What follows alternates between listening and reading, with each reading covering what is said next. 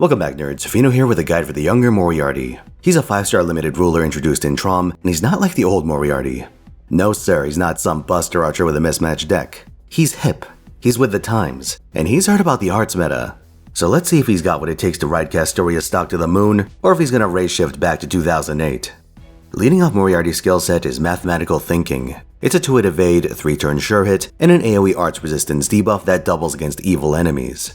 An evil-related debuff might seem like a strange tool, and while it's a bit awkward to use in practice, Moriarty does have tricks that can get you mileage on it, so keep it in the back of your head. Next up is Slide Rule Weapon. For anyone not born in the 20th century, a slide rule is pretty much a non-electronic calculator. More complex than an abacus, less than your TI-83. Do people still use those? Whatever, I'm dating myself. Moriarty's version grants him 3-turn personal rainbow buffs and crit damage, 30% magnitudes across the board.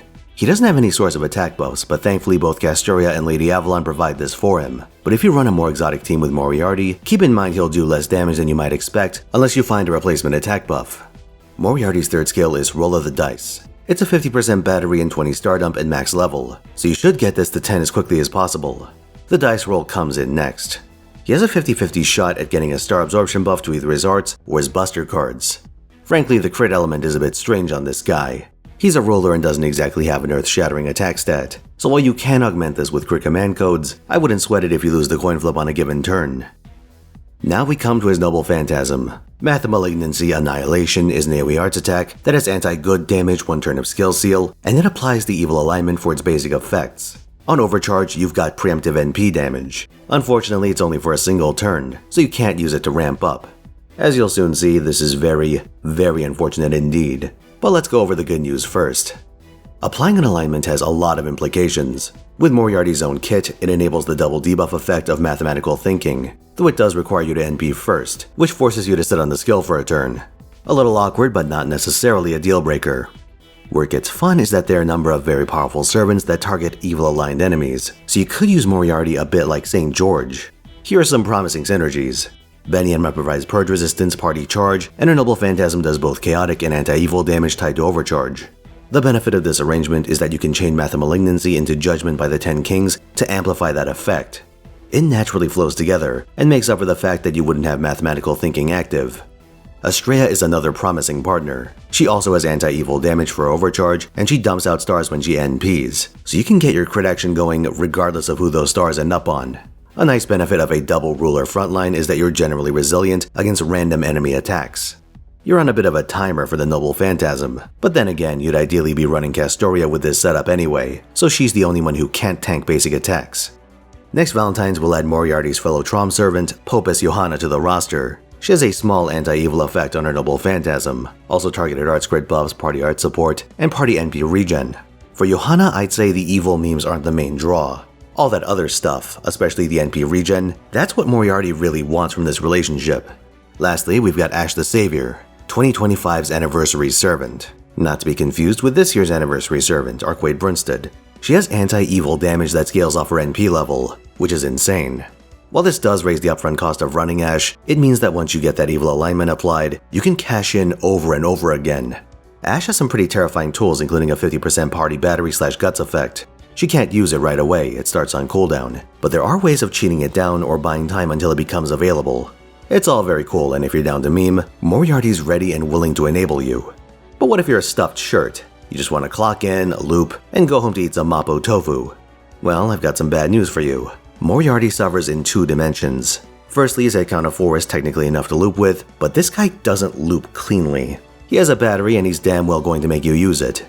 You might even need some more, depending on what you fight, so get ready to plug in a 3rd charger or keep an eye out for the Summer Street Mystic code.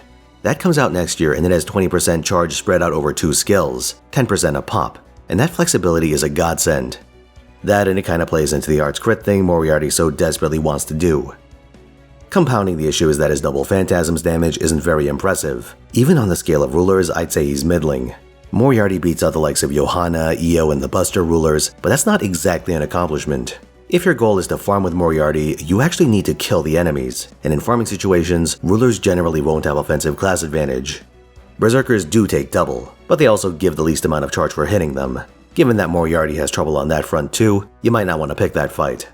The reality is that Moriarty came out at a really rotten time. In around 2 months, we'll be getting Summer Ibuki Doji, an absolutely ridiculous berserker that power creeps just about everyone.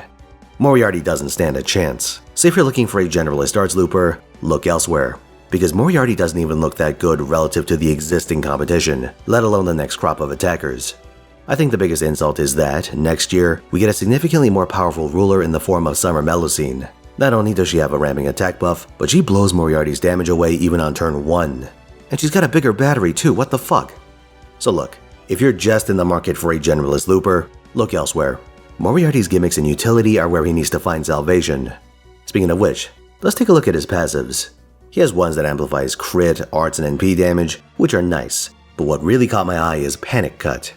This is a package of multiple immunities against Charm, Confusion, Terror, and Skill Seal. Some battles have enemies that initiate the fight with mechanics like this, or use them repeatedly in the course of the battle. Being able to swat them all aside for no cost is pretty handy, so keep Moriarty in mind for this type of fight. Now if you plan to use Moriarty, you'll want to keep your eyes peeled for some key equipment. First of all, get a second Append skill. This will take a little pressure off your supports, and with the right pieces, you can cheat out enough charge to keep your big batteries in reserve. The Summer Street Mystic Code I mentioned earlier is quite handy here. As for craft essences, you can go one of 2 ways. If you want to attack with Moriarty, use Black Rail. There are anti-evil CEs in the game, but they're not very good on account of their mixed stats. Moriarty already has damage issues. You don't need to lean into them. Option the second is to run a 50%er. Plenty of those in this game. If you really need to keep your costs low, Dragon's Meridian will get the job done. This is if all you care about is applying the evil alignment, so your other attacker can do the heavy lifting. Speaking of which, there are a number of command codes that let you lean into your anti-evil damage. Anti-Magecraft Armor Rocket Launcher, for instance. Sparrow's Inn's Proprietress has both anti-chaotic and anti-evil, and Radiant Sword that exemplifies the King's heroics has anti-evil crit. While you can put these on Moriarty himself, you could attach them to your follow-up attacker instead. A lot of those servants only have anti-evil damage on their Noble Phantasm, so letting them gain the effect on their normal cards gives you something to do on your off turns. For Moriarty himself, I'd try Mirage on the Sea of Sand, which has both crit and NP damage, not tied to alignment for the record. It's an unusual combo for a command code, and one that plays nicely with his skill set. A number of these options aren't in the game yet, but you'll be able to get them through future events. Fun fact by the way, Arjuna Alter is both good and evil at the same time, so he gets double whammied by both of Moriarty's alignment effects. That said, you really don't want to fight Janelle with this guy. Speed is of the essence in that battle, and I question whether Moriarty could keep up. Once his Super Recollection quest comes around, maybe stick with Estrella instead. I fully plan to 120 triple append Ruler Moriarty, but it's because I'm a fan of the artist, not because I think he's a great servant. He's just alright for most purposes. Fine for anti-evil memes, but for general gameplay there are better options coming in the pipeline, one of them very soon. If you do get him, there are ways of using Moriarty even at NP1, but you need to use him like he's just a very handsome St. George, except for the clown eyeliner. Really wish he'd ditch that. They even have an expression sheet for it. But thanks for watching, lads. Like if you enjoyed this video, subscribe for more, and come to my twitch.tv/Finotaisen where I stream every week, 3 PM Pacific time. See you there.